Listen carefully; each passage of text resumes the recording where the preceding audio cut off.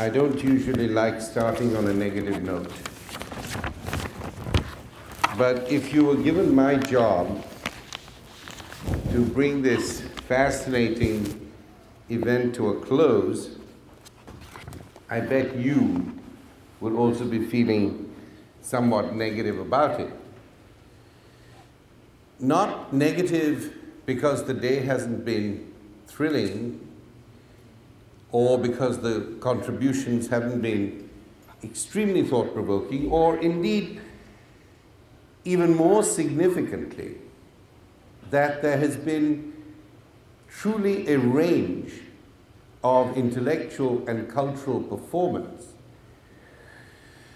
from theoretical, ethnographic accounts of urbanity, of Bombay, historical insights, thoughts about narrative, issues to do with nostalgia, sentimentality, the re-enchantment and the reoccupation of public space, manifestos for rethinking the city, issues about education, the construction of markets, the notions of the digital commons and its past and future. Need I say any more? These are only some of the issues raised today. And then it becomes somehow my duty, the duty of a professor of literature who is the least in this audience, the least well-informed, to somehow conclude. So what I'm going to do is to make my responsibility your responsibility. I'm going to say a few things, raise a few issues, and then I am going to do something that we have not done so far. Whereas we've talked about community, we've talked about the classroom, we've talked about the virtual, we've talked about the real. We have not heard the people speak. And you cannot have an event of this kind, participatory, you cannot have a lab of this kind, as experimental as it is, without having the audience ask questions. Or what will happen soon will be that the audience will not be there, and the audience will only be composed of the speakers. So, standing not only for the rights of the commons, I also stand for the rights of the vox populi. And what I'm going to do after some brief comments is to invite my colleagues from the audience to join me here. We will all sit on this wall, which is neither Wall Street, and we will treat the wall as a platform for discussion with the audience. And I will moderate the discussion, and hopefully then we will add both the other C of communitarianism, which Parmesh was not part of your original C's, and maybe you're not a communitarian and may not want to be identified with it, but you know, it's a legitimate anti-Rawlsian position, so we can think about it. And I think if we bring the variety of contributors here together today, we will achieve something that provides a kind of framework, not only for the different discourses that have emerged, which I have enlisted to some extent, but for the larger problem that we have seen today and moved back and forth with, which is the problem of scale in society.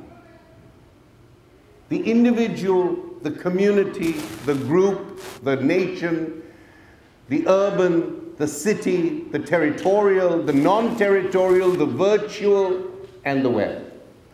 Just to give you one set, one of the semantics and syntagmatics of scale that has been raised today. And one of the ways in dealing with these large problems of scale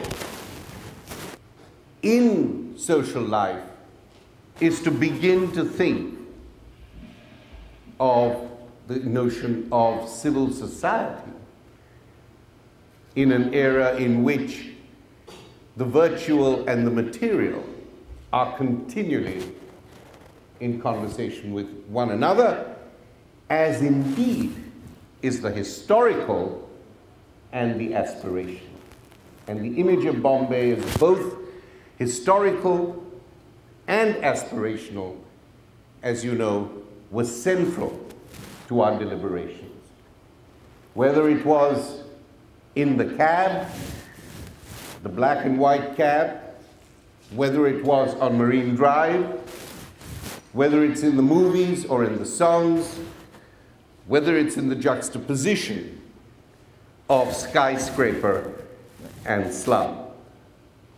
So, my hope will be that when we gather here, there will be a microcosm, a metonym of a notion of civil society, of an emergent civil society. So my hope is that by bringing people here, you will see performatively, in the moment, and we've had many people who've talked about being in the moment of action, the moment of emergence. You will see in that proleptic moment what kind of a civil society we have in this room this afternoon, today.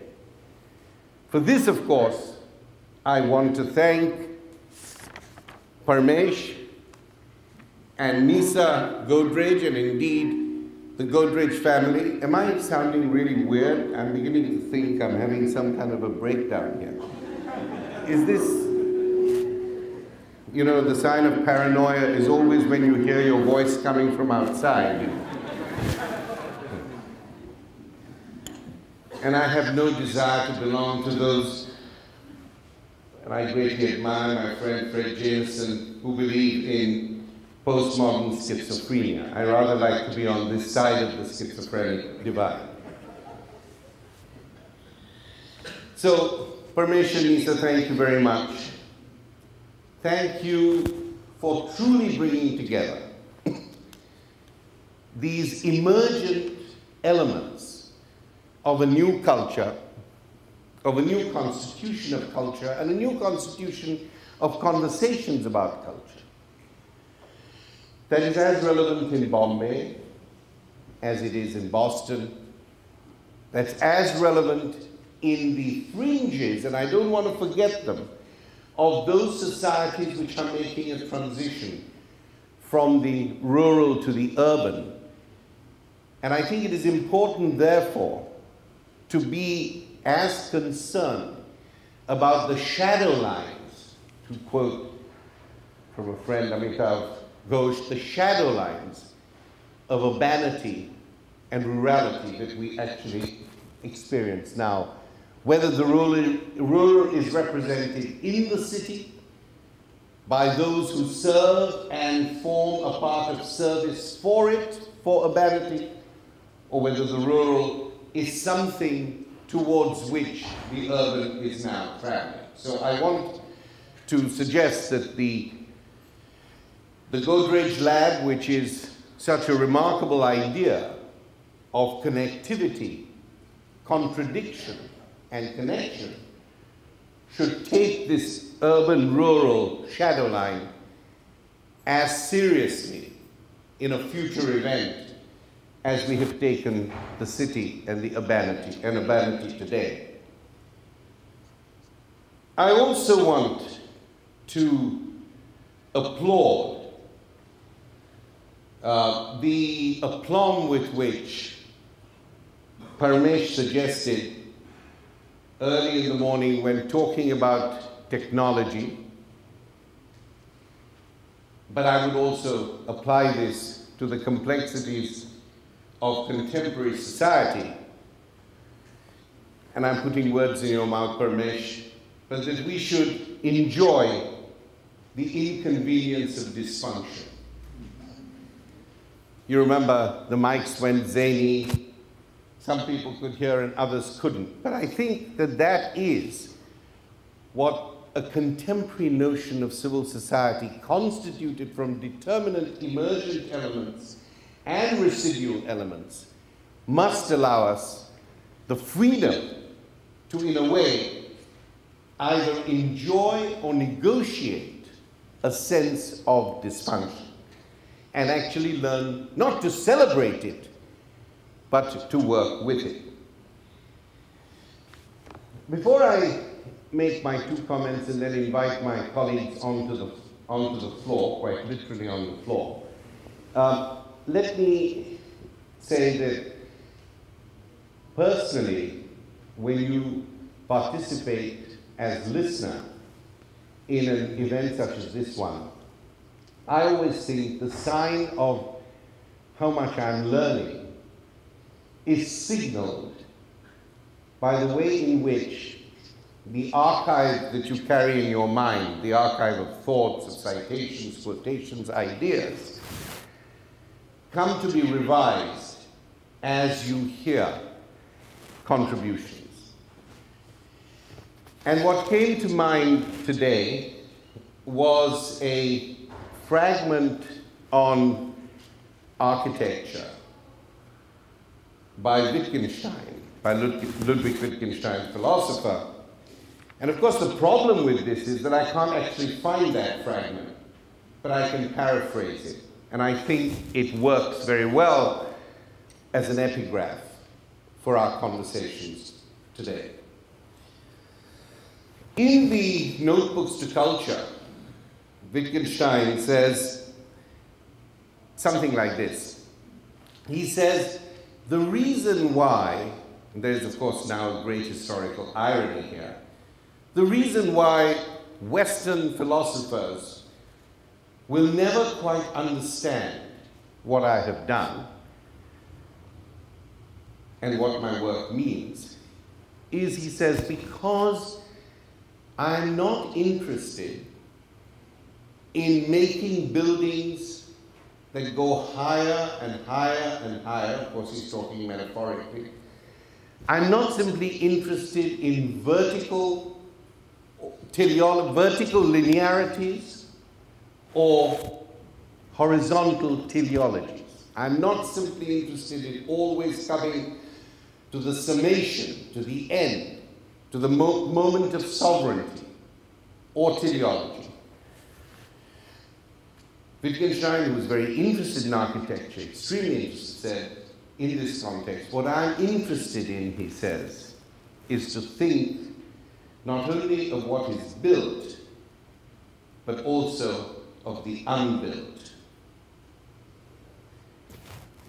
Every conversation, whether it's about urban planning or about cultural practice, must be concerned not only with the plans to build a building, to build an argument, to build knowledge, or in the German sense, Bildung, but it should also always be concerned with two other things.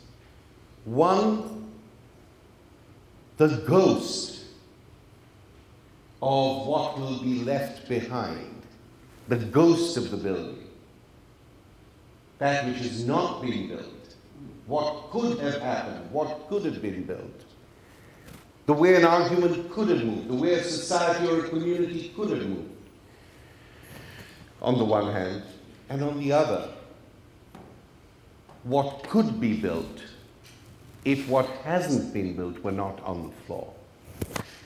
These are not either utopian or dystopian ways of thinking, but these are essential ways in which, by confronting the counterfactual, how would I have acted if I had had the chance to act? By confronting the counterfactual, we create for ourselves the possibilities of freedom. If this were an empty space and I could restructure it, what would I have done?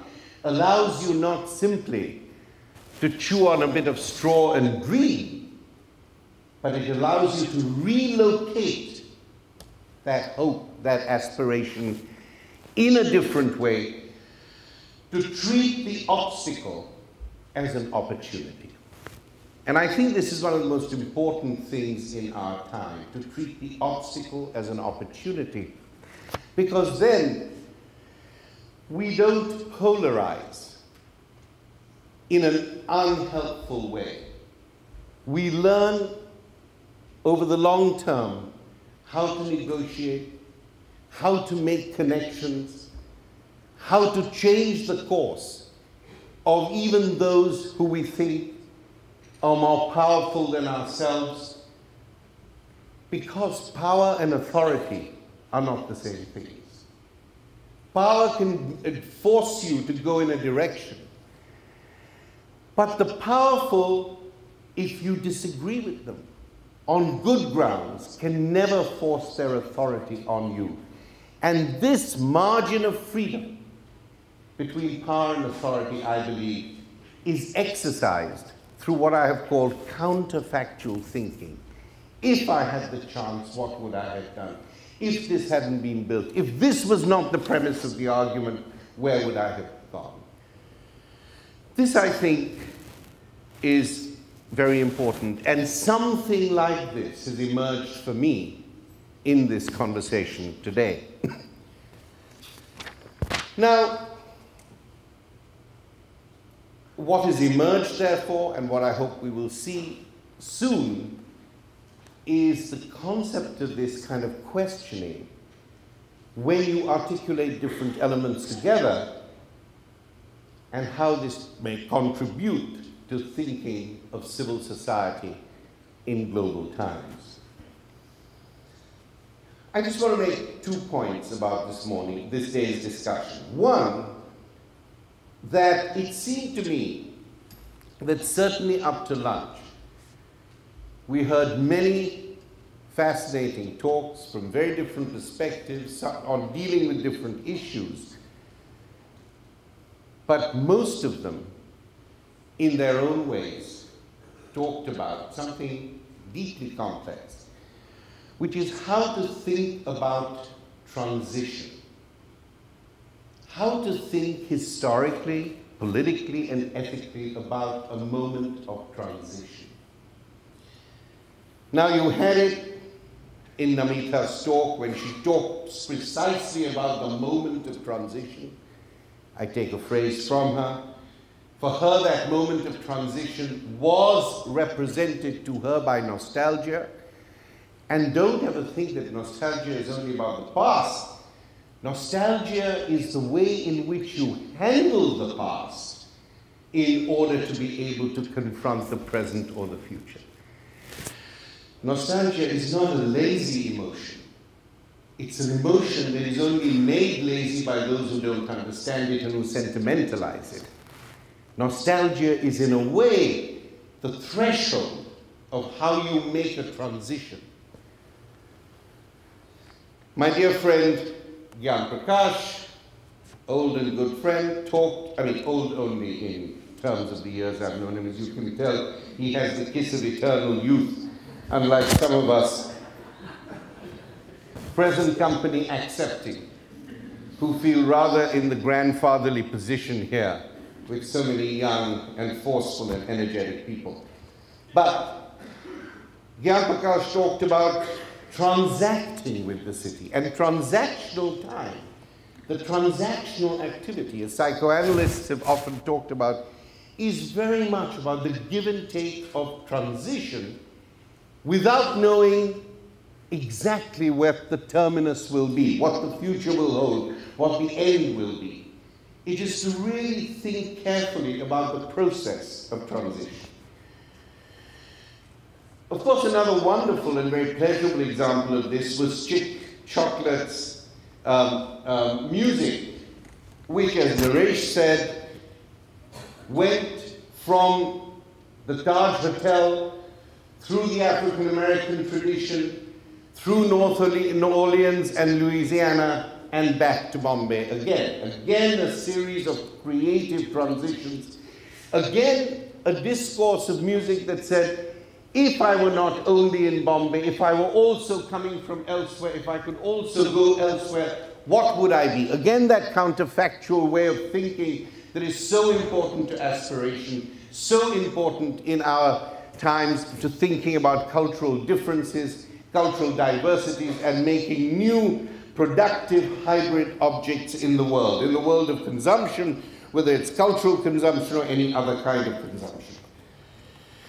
And of course, Cabby's idea of the itinerancy, the necessary itinerancy and the construction of narratives of taxi drivers, or Rohan's idea of contingency and juxtaposition. In each of these, I think today we were confronted by a form of time that is not only past and present and future, not only linear time, not only cyclical time, but a particular kind of layering of time that I call, in my own work I'm very interested in, which is time as transition. Now people will say, people are continually in transition in one way or another. That is true.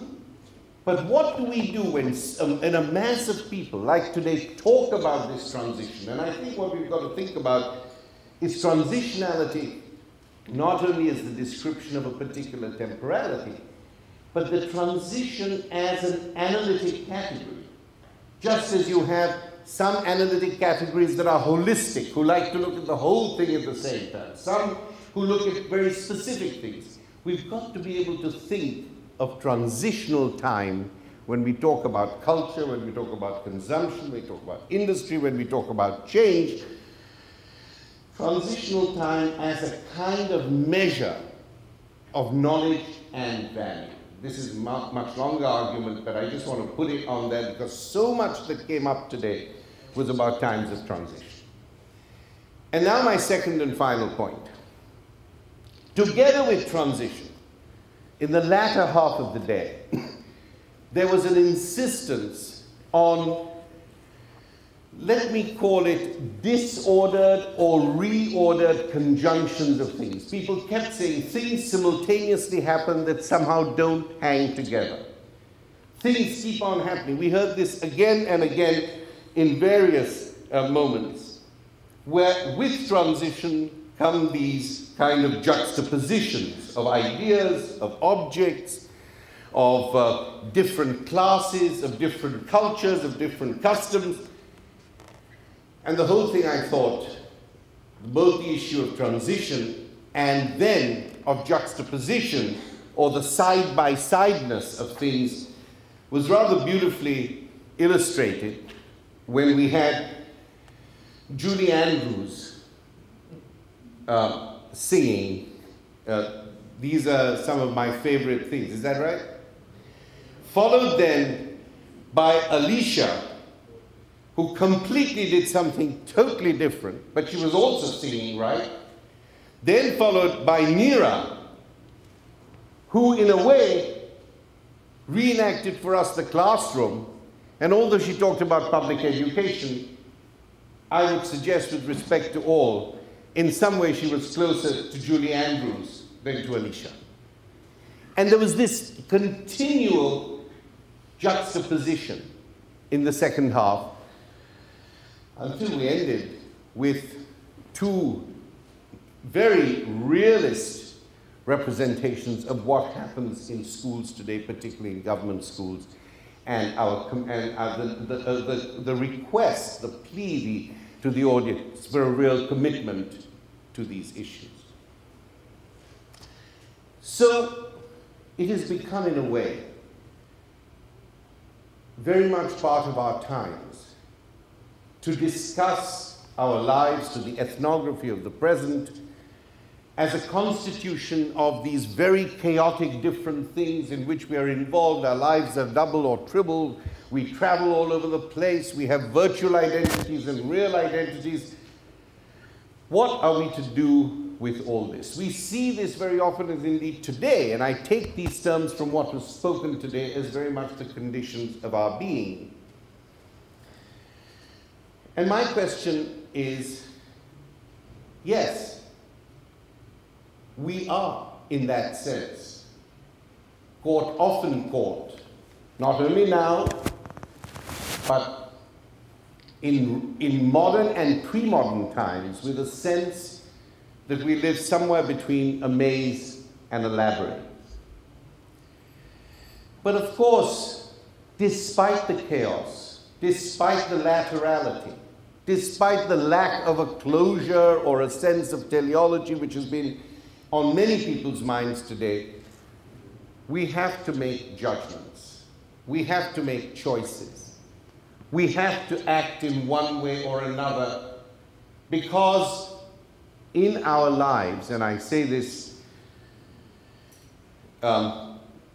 with due consideration, the past never dies, but the future by which we will be judged does not wait to be born. The future bears itself upon us just as the past clings on to us. And in this difficult interim moment, we have to make our decisions.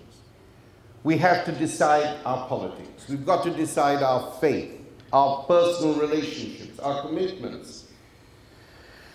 And it has been caught in this in-betweenness that was intensified today.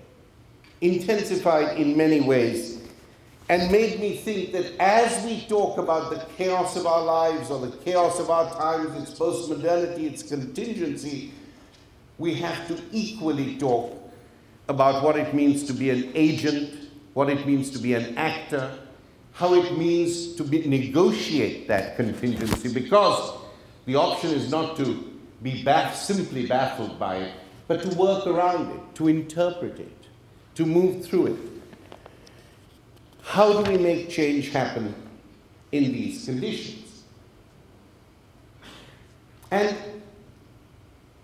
I was very struck by the description by Nishant of the flash mob as being part of a certain regulatory mechanism of public space in our time. But then, Nishant, even for me, there was something rather choreographed, the choreography of contingency, if I might put it that way, which took away the enchantment or the shock effect that you were very convinced by. And I thought of a local Bombay practice, the hijras, who are both regulated in certain ways, used in certain ways, excluded in certain ways, and every time they confront you, they have both a moment of enchantment and disenchantment. And I thought I must think of a local Bombay practice which actually has some of that energy.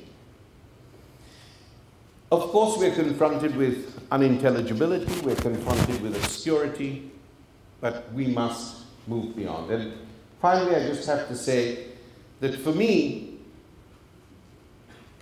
a great lesson of having been brought up in Bombay, lived in Bombay, and now returning to Bombay on a regular basis, is that it is a city, and I don't want to be an exceptionalist and say it is the most exciting city in the world, is the greatest, I don't believe in that stuff. But it is a city in which intellect and affect come together in a very charged way, sometimes in a tragic way, sometimes in a deeply pleasurable way, as so many have said today. Bombay is the city, not simply the city of my dreams, because often the city of your dreams is the city of escape. The city of my dreams is Athens. The city of my dreams is Monte Carlo, whatever. It's a notion of escape. But Bombay, for me, is the city which taught me how. And there is no point complaining, and there is no point wailing, because that is the lesson of human survival.